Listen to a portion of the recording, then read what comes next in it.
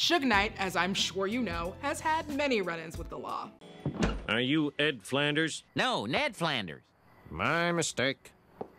Well, more serious stuff than that. Like assaulting two rappers at a recording studio in 1992, getting in a fight in Vegas hours before Tupac was shot in Vegas in 1996, and being sent to prison, serving time for punching a parking valet. And then there was the time he kind of sort of maybe admitted to giving Eazy-E AIDS. Right. So they got this new thing out that people sell them all the time. They got this stuff they get blood from somebody with AIDS.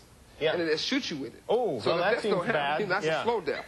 Yeah, yeah. An easy thing, you know what I mean? Yeah. Oh, no. So it comes as no surprise that there are constantly new developments in his legal status. Welcome back to What's Trending. I'm Danielle Radford. Subscribe for more trending and social media news every day. You may have been distracted by other stuff in 2018, so let's go ahead and do a recap of all of the happenings in the Suge Knight case. He's currently on trial for a January 2015 hit and run where he allegedly ran over Terry Carter and Clee Bone Sloan in the parking lot of Tam's Burgers on Rosecrans on the set of Straight Outta Compton. Carter died in the incident, and Sloan survived with injuries. The prosecution has several key witnesses that swear that the hit and run was intentional. Witness Robert Smith said, "All I hear is some arguing and something was going on, so I turned to look out and I see Suge Knight turn around and go to his car. He backed his car up and put it in drive, and then he hit Terry Carter.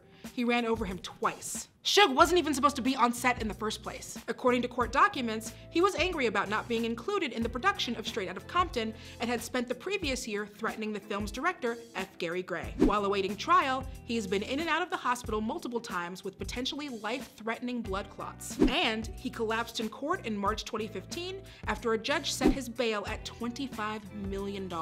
Oh, not crazy for you yet? Huh? Well, here's where it gets even crazier. In August 2017, prosecutors presented the court with transcripts of recorded conversations that appeared to show Suge Knight and his defense attorneys conspiring to bribe witnesses to fabricate testimony in his favor. What?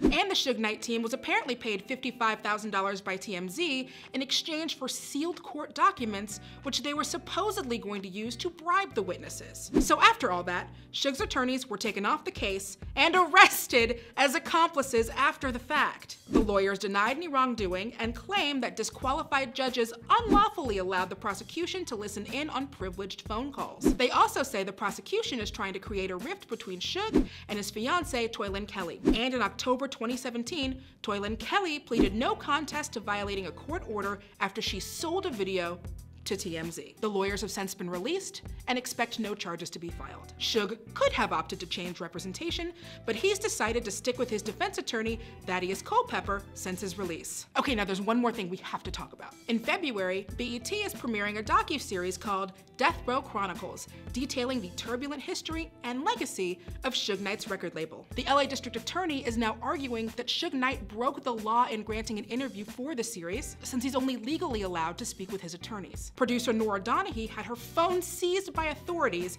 indicating that they believe he may have disclosed information relevant to the case in the interview. Whew, and now you're all caught up. The Suge Knight trial is supposed to be going forward in February, but it's already taken 3 years, so who knows what could happen. The court could be overrun by ravenous birds. Suge could get invited on Jimmy Kimmel again. Or he could decide to appear on the set of Straight Outta Compton 2, even Comptoner.